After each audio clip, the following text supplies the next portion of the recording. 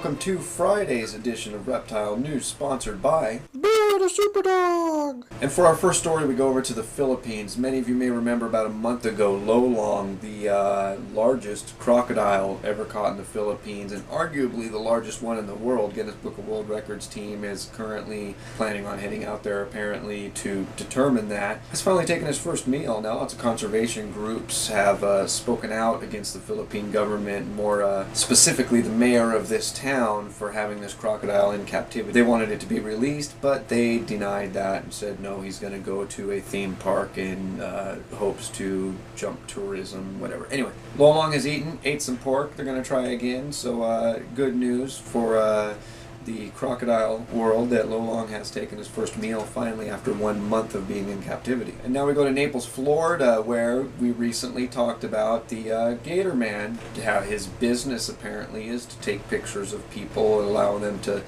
hold and hug captive alligators that are apparently tame enough to do so. Now I watched a video, I put the video on the website too, by the way. I embedded it on there, and it's pretty, he uses a strap around their mouth, so that kind of cuts down on the risk of being bitten. But such tame animals. A little girl actually kissed one there, and the news lady actually was holding one while she was doing the report. Anyway, you may remember that PETA was speaking out against Naples and this man for allowing this to happen. He had to get approval from the city council. There's no laws in the city that say he can't, or nothing saying he can, but he had to get approval to move his business to a different location where he'll get better exposure. He got that approval. They're still waiting on final rule. Apparently they have to vote, and I can't believe one douchebag actually voted no. He's in the video, you'll see it. But anyway, despite PETA's sorriest effort, I guess you can say, yeah, they're not listening. They don't care. Probably going to approve it anyway. Like I said, they had till Monday to overturn it. We're now at Friday and it's not overturned. So good luck to Gator Man, and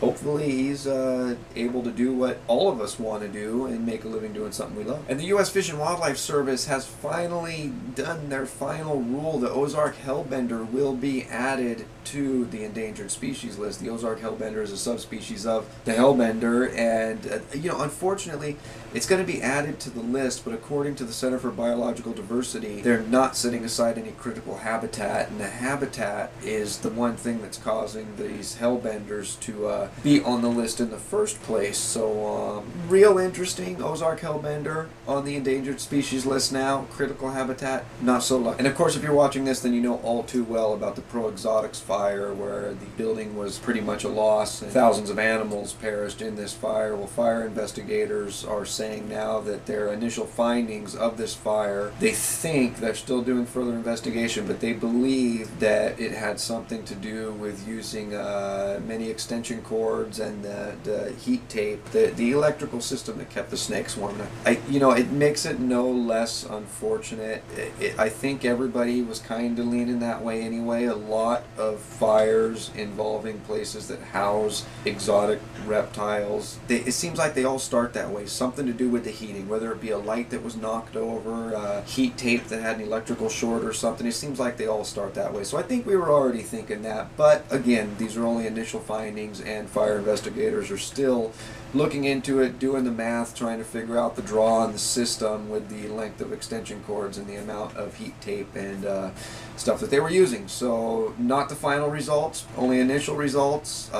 Very unfortunate incident. Hopefully, they're going to be able to come away from this better than they were. And we spoke a month ago about the woman who went to jail. She stabbed her boyfriend's bearded dragon, and for a few days later the bearded dragon ended up dying. You remember? You remember? Okay, good. If you don't remember, go back and watch it. Just disgusting person. It's very unfortunate to say, and the judicial system makes our douchebag of the day for this, but she is not going to stand trial for stabbing this lizard because a court-ordered psychiatric evaluation found her unfit to serve trial. So she is going to receive treatment on your dime and my dime rather than go to trial for killing this lizard. Unfortunate.